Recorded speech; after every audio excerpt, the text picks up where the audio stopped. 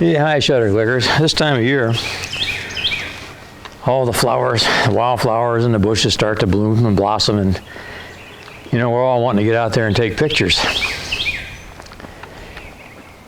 But there's all kinds of ways to take pictures of flowers and pretty bushes besides this wide shot. Let me show you what I mean. I'll set my camera here on movie. You can take a picture like this, and you can see the azaleas there, the pretty pink flowers and stuff. But really, this is nothing more than a snapshot at best, and truly it looks like a realtor shot. Looks like you're getting ready to sell your house, and this is the picture the realtor takes to put in the paper. Now, if we zoom in,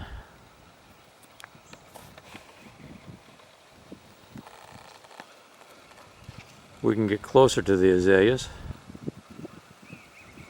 and that might make a pretty nice picture. But does that really give us the essence of the flower? I don't think so. I think we can do a lot better than that. So let's take a couple of shots here where I'm standing, and then we'll move in from snapshot to close-up, to zoom in close-up, to ultra close-up, and then finally we'll look at some macro shots to see which really gives us the essence of the flowers in bloom.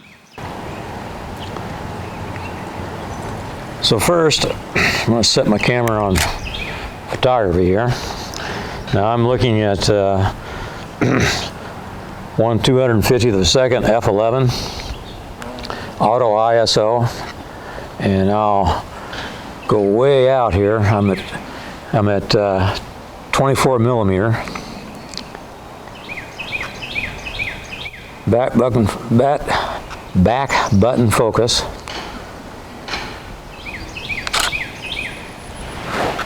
And there's the realtor shot.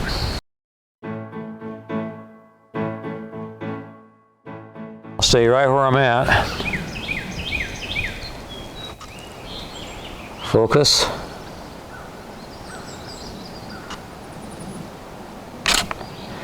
There, I've zoomed in.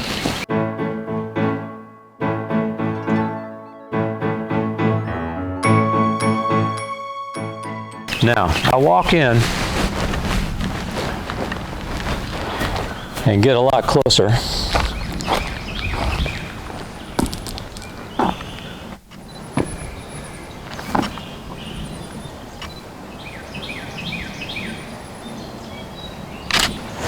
I shot that one 105 millimeter, and I'm about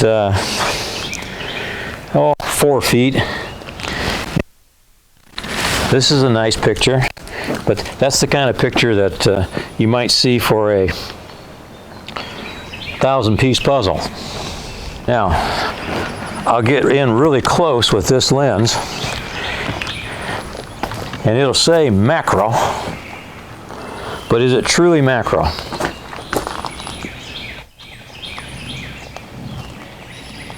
This is about as close as this lens will go. We'll take a shot right here.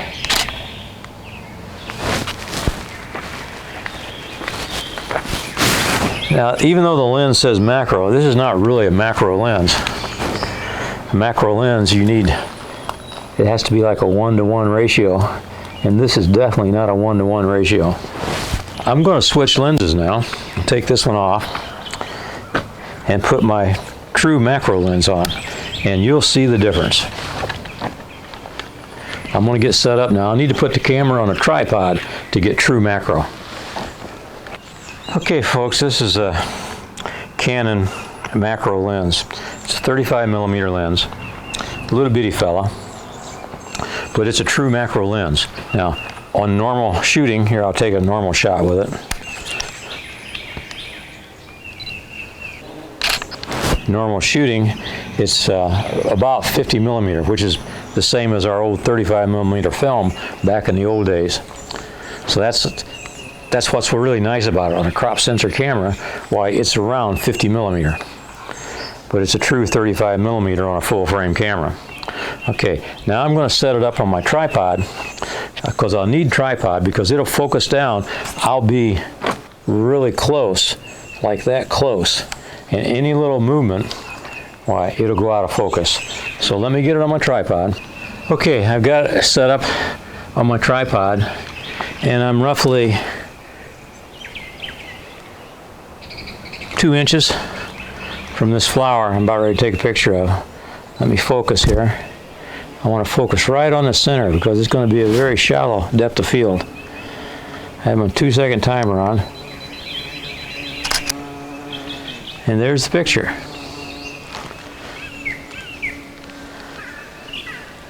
Really a neat little picture. And I'll just move it just a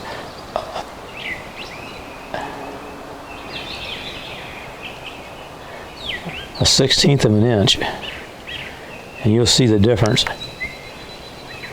So you get an idea of how shallow the depth of the field is.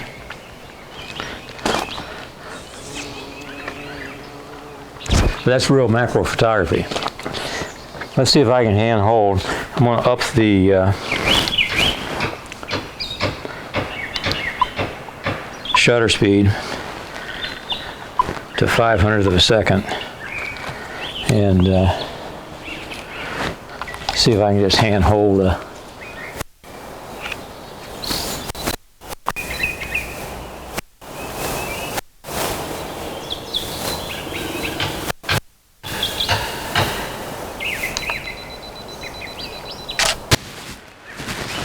that was pretty good. Okay.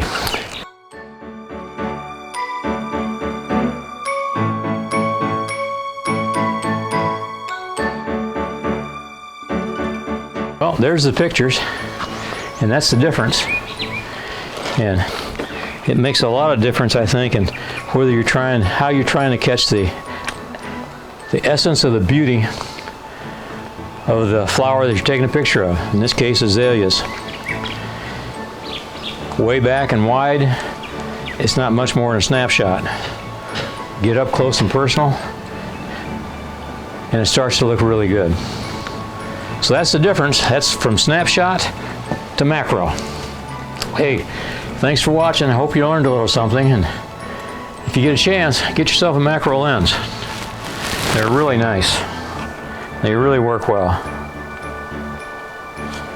In the meantime, you know the routine. Share, thumbs up, subscribe, all that good stuff.